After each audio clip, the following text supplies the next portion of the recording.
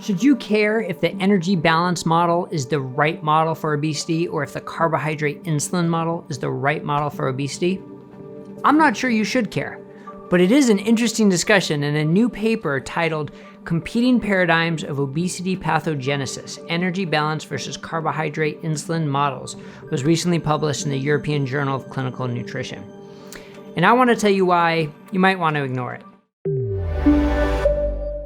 I'm Dr. Bradshaw, the medical director at DietDoctor.com. And when I say you might want to ignore it, that sounds harsh, right? I mean, look, I'm a big fan of Dr. David Ludwig and so many of the other authors, Ronald Krauss, Jeff Volek, Eric Westman, and so many others. There's a number of big name and big influence, very smart authors on this paper.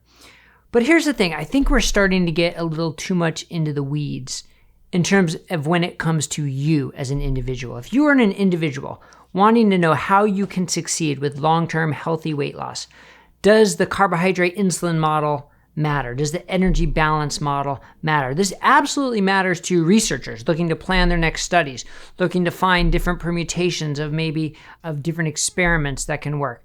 But for you, the key is what is going to help you sustain long-term healthy weight loss. Now, when we talk about, is it the carbohydrates? Is it not the carbohydrates? Is it calories? Is it not the calories? One thing is clear.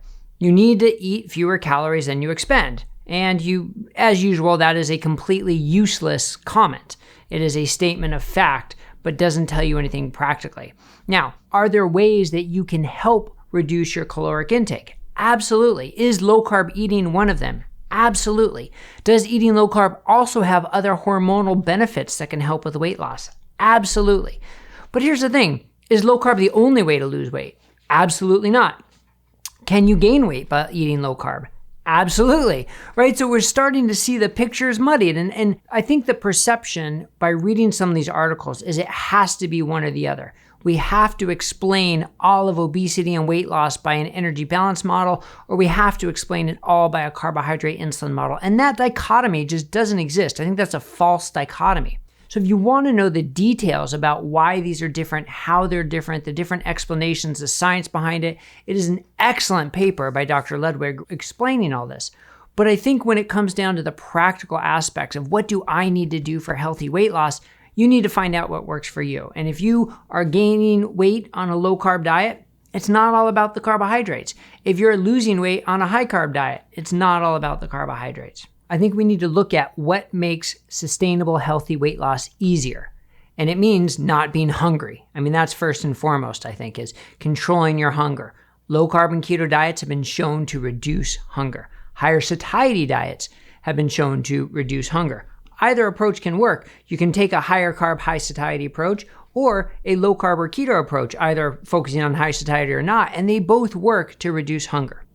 Second is not being protein deficient. Now, this is a little bit different than saying we have to eat like bodybuilders and have 50% of our calories from protein.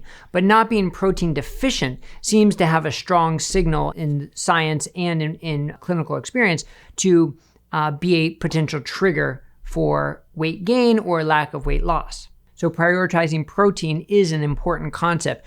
But again, the perception is sometimes you need to eat an extraordinary amount of protein. Well, really that 1.5 grams per kilogram of reference body weight, or something like 80 to 90 grams for the average size woman, 110 grams for the average size male, that's not an extraordinary amount of protein. That is very doable for most people. And that's going to put you solidly in the average moderate protein zone where you're clearly not protein deficient and can help with long-term healthy weight loss. And 3 is avoiding trigger foods. Now, trigger foods can be different for different people, but in general, it's that combination of the high carb, high fat, high sugar, ultra-processed food. Now, it can be different components of it, right? Processing in itself doesn't necessarily mean dangerous. Protein powder is a highly processed food, right? It's not everybody's going to gorge on protein powder and gain weight. But it's that combination of processing that can change the characteristics of the carbohydrate so it's absorbed quicker.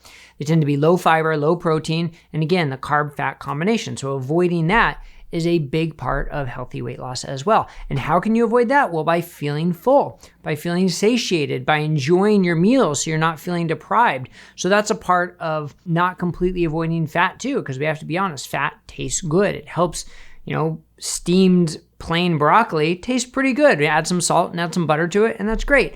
But it also doesn't mean fat's a free food. And that's, again, sort of trying to temper the message. Now, you can't just dump as much fat as you want on your food because those calories add up. So that has to do with the energy balance model, making sure we don't eat excessive calories. But also adhering to the carbohydrate insulin model, knowing that insulin matters, hormones matter, satiety hormones matter, all those matter. So in the end, do you care which one is right? And do you care which one is the king explaining everything? No, you care what works for you. So as much as I like the paper and as much as I admire the authors, I think it's not the best place for you to spend your time right now if you're looking how to improve your healthy weight loss and your metabolic health. Hope this was helpful to give a different perspective. If you want to check out more, go to dietdoctor.com. We have tons of information on how to get started on a low-carb keto diet. We have lots of information about how to get started on a higher satiety diet and some information trying to figure out maybe which is better for you. All right, we'll see you next time here on Diet Doctor News on YouTube. Thanks a lot, everybody.